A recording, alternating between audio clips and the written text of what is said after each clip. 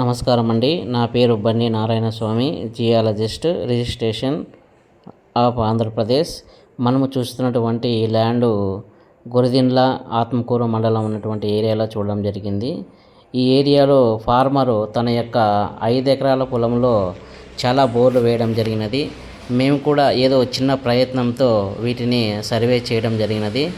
తన యొక్క ల్యాండ్లో మొత్తం అంతా కూడా సుమారుగా ఒక 6 నుంచి 8 బోర్లు వేశాడు. కానీ అందులో నుంచి ఒక్క చుక్క నీరు కూడా ఆయన చూడలేదంట.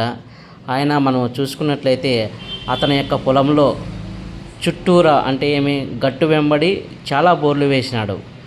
అవి వేసిన వెంటనే ఏమైనాయంటే ఒక్క దాంట్లో కూడా మనకి నీరు రావలేదు. ఎందుకు కారణం ఏమిటంటే అక్కడంతా కూడా మొత్తం అంతా కూడా డైకు.